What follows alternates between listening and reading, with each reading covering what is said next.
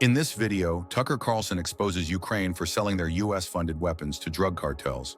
And I know because I travel a lot. And, last weekend I had a meeting at, in a ski resort in the Alps, which is probably the most expensive town in the world. I was not there to ski, for the record. But the whole town is Ukrainian.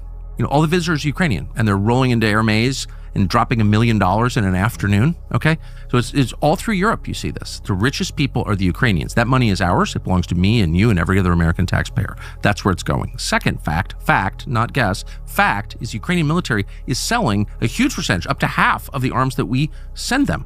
Half. And I'm not guessing about this. I know that for a fact. Okay, not speculation. And they're selling it, and a lot of us winding up with the drug cartels on our border. So this is a crime. What's happening? Our intel agencies are fully aware of this. You tell me they're not profiting from this. Of course, you think CIA is not profiting from this? Yes, they are. I can't prove that, but I believe that. What they don't know this, I know this, but they don't know this. They know this, and no one is saying it. Like, no American seems aware of this. We're sending these arms to Ukraine, hundreds of billions of dollars. And it's being stolen and sold to our actual enemies. Like, what the? I'm trying not to swear. What is this? Yeah, well, the reason why is because you have Zelensky, it was about 3 weeks ago, I think, was specifically asked this question. So he went at some length in one of his interviews to say, oh, no, absolutely not. There's no truth to that at all. We've implemented all these things. I know that, but the media just reported what he said. The New York Times could get on the web and order Ukrainian weapons. That's a fact. I'm not guessing. It's a fact. They could do that today. Like, everyone who wants to know what's going on knows. And yet they're telling me, 70,000 Ukrainians have died. 70,000? Really? You think that's the number?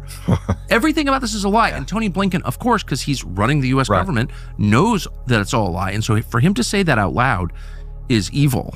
Like, that's truly deceptive, I think. Oh, and 100% it is, because it is in direct contradiction to reality on the ground. They're selling weapons to the drug cartels? Are you kidding? This is a nightmare. I don't understand. Why is nobody reporting? How come I know that? Yeah, that's one of the bigger So the New York Times doesn't know that? Yeah, you haven't seen that report. Yeah. I mean, how could they not? I mean, this stuff is all over the place. And this has been an open secret for almost the duration of this. Yes. And sometimes they put a little caveat headline and then move on to whatever's next. And they don't. No one says the implication of, wait, this stuff could come back to bite us on our own border. Well, yeah, we saw that in the 80s with the Mujahideen, of course.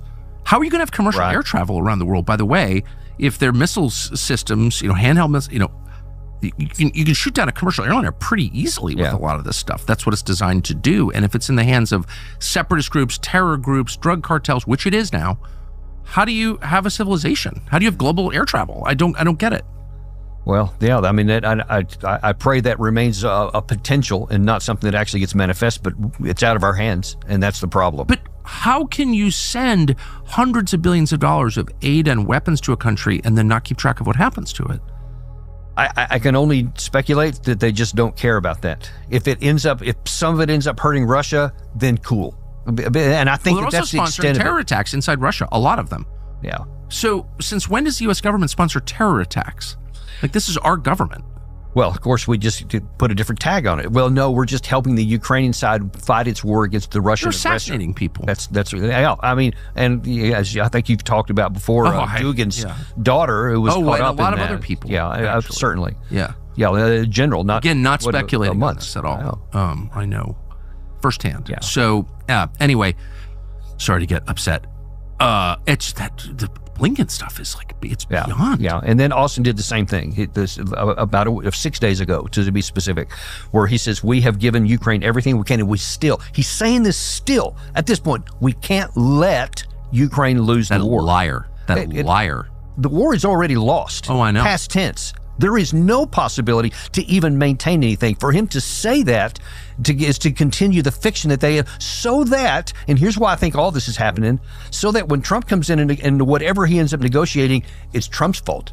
We had Ukraine set up. We were doing everything we could, and then Trump comes in and hands it back to Putin.